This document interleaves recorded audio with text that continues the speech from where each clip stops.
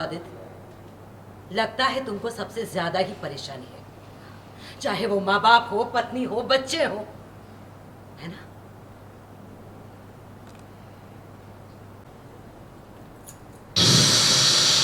ये क्या है माँ? देख तो रहा है कि तिजोरी की चाबियां हैं ये। माँ पर आप मुझे क्यों दे रही हैं? बेटा, अब इसे तुम ही रख लो।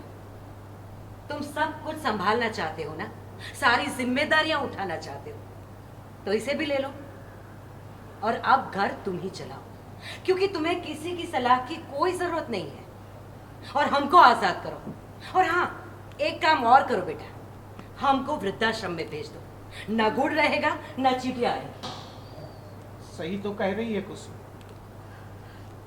हम लोग अपनी बाकी की जिंदगी वहीं बिता देंगे।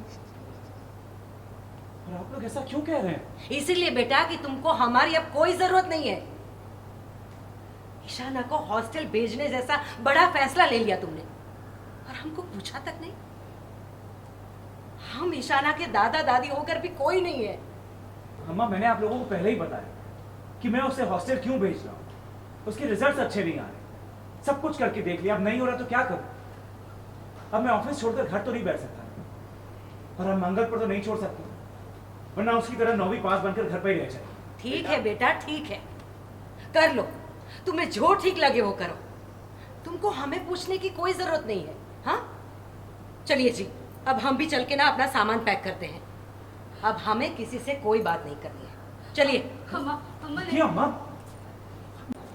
आप मुझसे नाराज क्यों हो गई? मैंने आपसे तो कुछ नहीं कहा।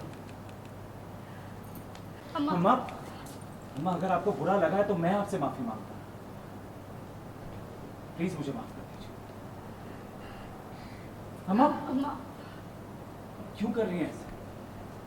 आप जानती हैं मैं आपको दुखी नहीं देख सकता। आपने सोच भी कैसे लिया कि मैं आपके बिना जिंदगी गुजार सकता हूँ? एक दिन भी आप लोगों के बगैर नहीं गुजार सकता, ये आप अच्छी तरह जानती हैं। अम्मा, देखिए, मैं कान पकड़ता हूँ, उठक बैठक करता हूँ, पैर पकड़ता हूँ। अम्मा, प्लीज मुझे माफ कर दीजिए। आप जानती हैं बचपन में जब मुझे जिद आता था तो जब तक आप मुझे माफ नहीं करती थी मैं आपका पैर नहीं छोड़ता था। ऐसे ही उठक बैठक करता रहा जब तक आप मुझे माफ नहीं करेंगे। अम्मा, आप गुस्सा रोक दीजिए, आज का दिन ही समझो खराब था। बस बेटा, अब ईशाना को हॉस्टल भेजने का फैसला हम सब साथ में बैठ के करेंगे। ठीक है, जैसा आप कहेंगे वैसे ही।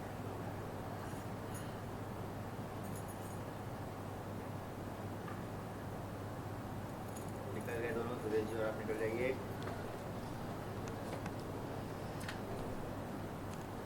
अतिथि जी, देख रहे हो ना, ये सब तुम्हारी वजह से हो रहा है।